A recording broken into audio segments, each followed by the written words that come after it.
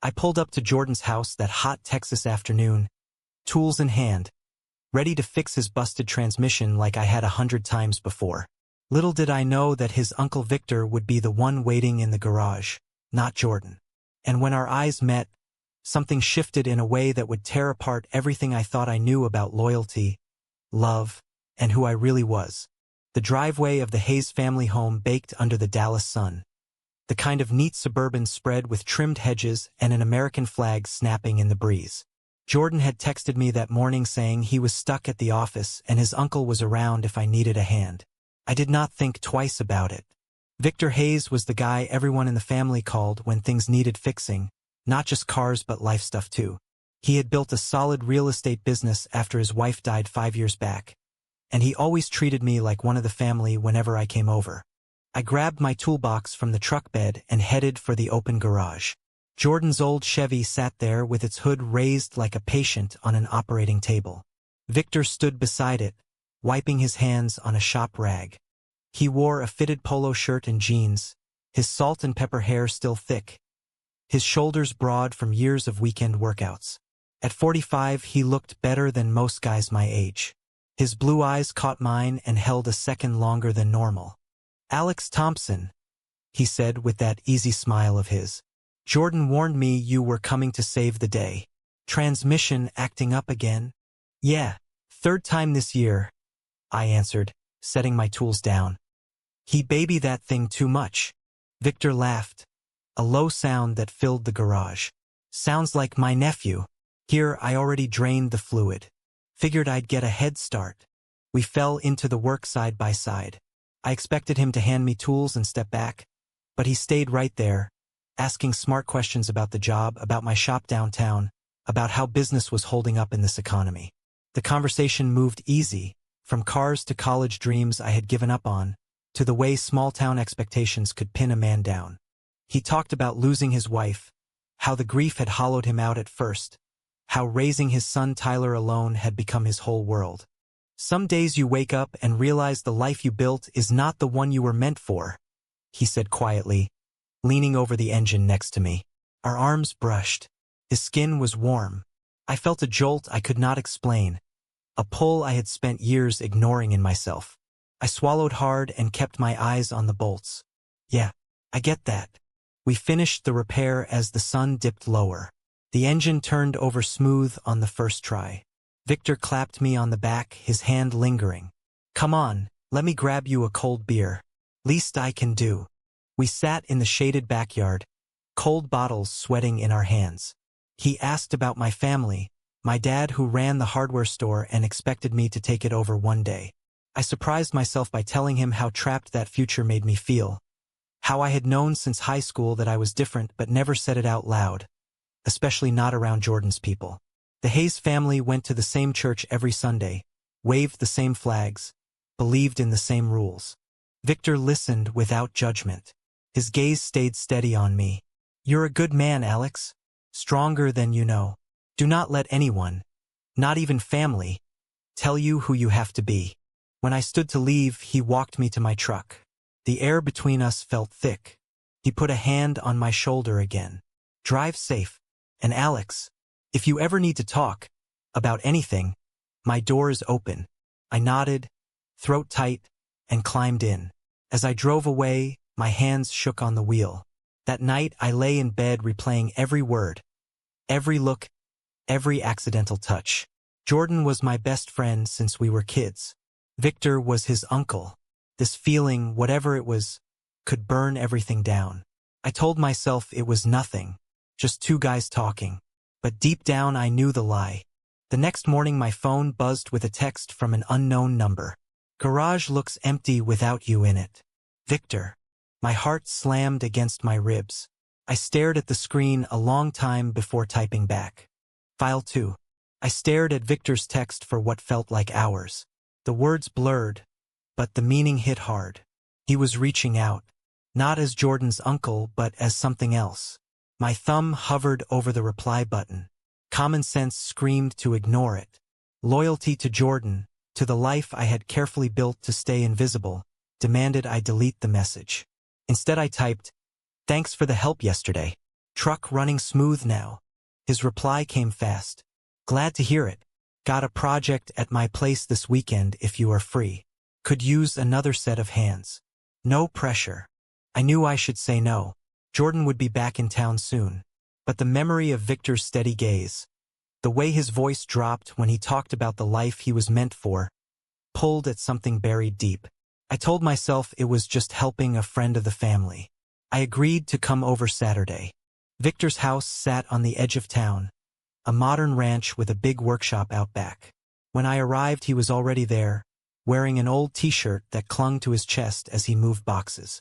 He smiled when he saw me, genuine and warm, and for the first time I let myself notice how handsome he was, the faint lines around his eyes that spoke of both laughter and loss. We worked on restoring an old motorcycle he had bought as a project. Tools clinked, conversation flowed. He told me about the years after his wife died, how he threw himself into work and raising Tyler but felt like he was living half a life.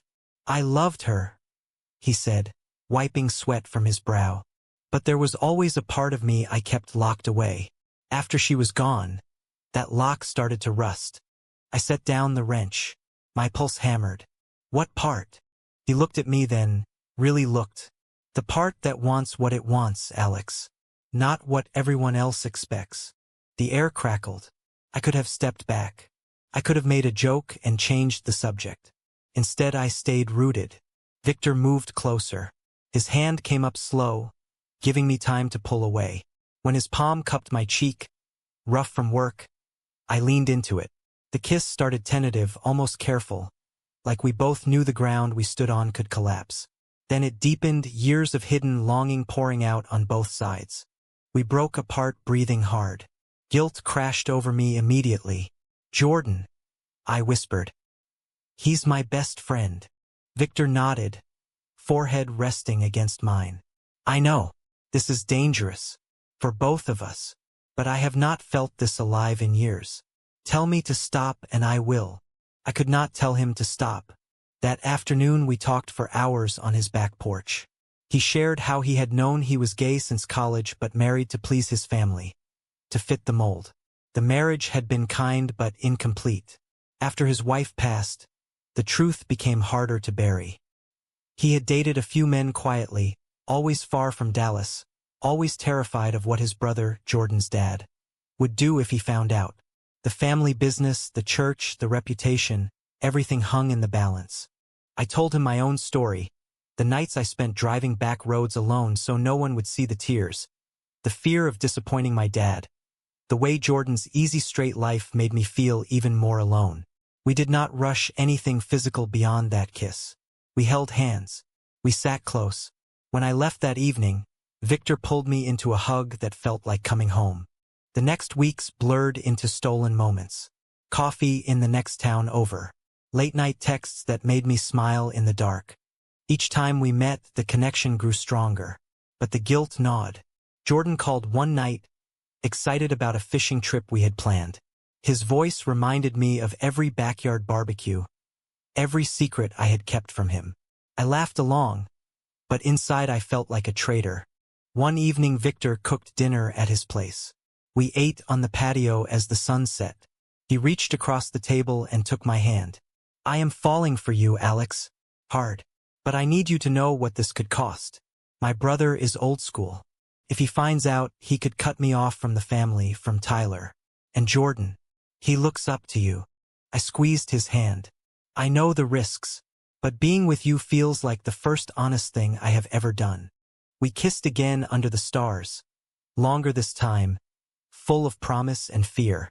As I drove home, the weight of what we were doing settled on my chest.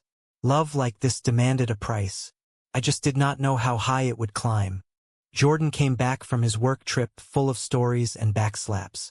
We grabbed beers at our usual spot, the dive bar on the edge of town where the jukebox played the same country songs it had since high school. He talked about the new account he landed, about maybe asking Sarah from accounting out. I nodded and laughed in the right places, but my mind kept drifting to Victor, to the way his laugh sounded when we were alone, to the texts waiting on my phone. You okay, man? Jordan asked, eyeing me over his bottle. You have been distracted lately. Girl trouble? Or guy trouble? He laughed at his own joke, not knowing how close he was to the truth. I forced a grin. Just tired. Shop has been busy. He bought it or pretended to, but the suspicion lingered in his eyes. A few days later, he dropped by the garage where I worked. Uncle Vic said you helped him with that motorcycle. Nice of you. My wrench slipped. Yeah, he mentioned needing a hand. No big deal. Jordan leaned on the fender. He has been in a good mood lately, smiling more. You two talk much. Some, I said carefully.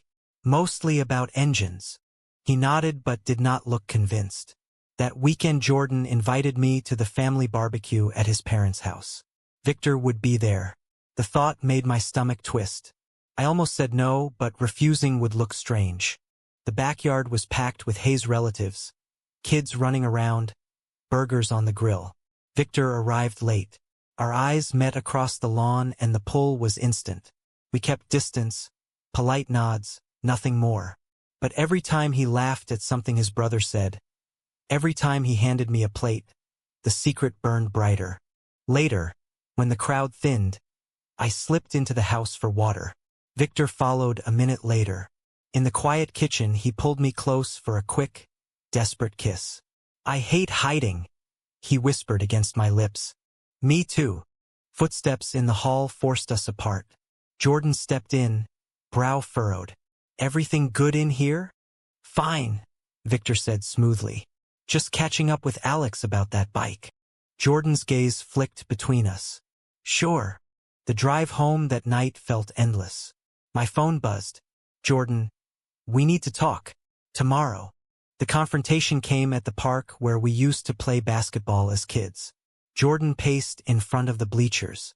I am not stupid, Alex. You and Uncle Vic. The way you look at each other. The texts. Tell me I am wrong. I could have lied. I could have saved the friendship right then. Instead, the truth spilled out. You are not wrong. It started when I came to fix your car. We connected. It is real, Jordan. He stared like I had slapped him. He is my uncle. Twice your age. My family. How could you do this to me? It is not about you, I said, voice cracking. It is about me finally being honest with myself. Jordan shook his head. You are throwing away everything. If Dad finds out. He walked away without another word. That night Victor and I met at his place. I told him what happened. He pulled me into his arms and held me while I shook. We knew this could happen. We will face it together. But the cracks were already spreading. The weeks after Jordan's confrontation turned tense. He stopped answering my calls. Family invitations dried up. Victor's brother, Robert, started asking questions. Victor told me about the late-night calls, the careful probing. He suspects something is off with me, Victor said one evening as we sat on his couch. Says I seem distracted. Happy in a way he has not seen since before his mom died. I traced patterns on his hand. What did you say? I told him the truth is complicated. He did not like that answer. Victor's son Tyler, 17 and home from boarding school for the summer, added another layer. The kid was sharp.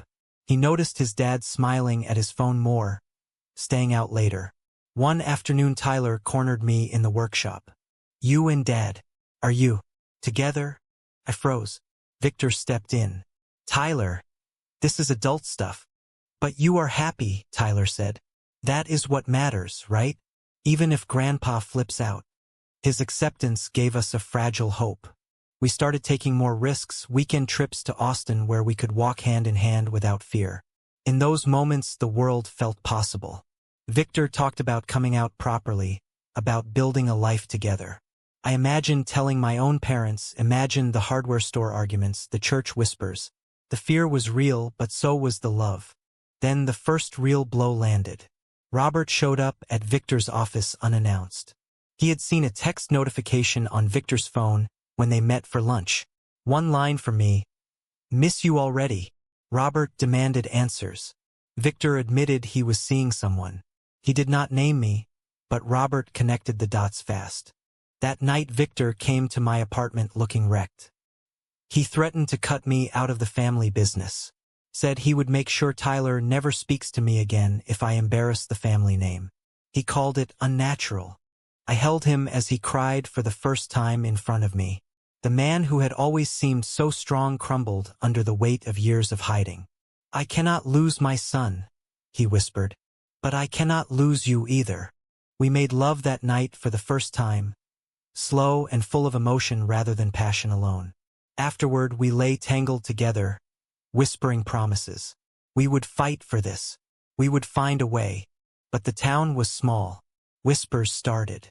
Someone had seen us together in Austin. Jordan's silence turned to anger. He told his dad everything. The family meeting happened at Robert and his wife's house on a Sunday after church. Victor asked me to stay away, but I drove over anyway and waited in my truck down the street. I could not leave him to face it alone. Shouts carried through the open windows. Robert's voice boomed about sin and reputation. Jordan's added betrayal and how I had stabbed him in the back. Victor's responses stayed calm at first, then broke with raw pain as he defended what we had. For the first time, I am not pretending. I am not dying inside. Alex makes me feel alive. The door slammed. Victor walked out, face pale. He climbed into my truck without a word. We drove to the lake and sat on the hood watching the water. "They want me to choose," he said finally. "The family or you. Robert says he will fight for custody of Tyler if I do not end it. Jordan says he will never forgive either of us." I felt the ground give way. "What are you going to do?" He looked at me, eyes red. "I do not know. I love you, Alex, but Tyler is my son. The business is how I provide for him. If I lose that..." The next days were hell. Victor pulled back.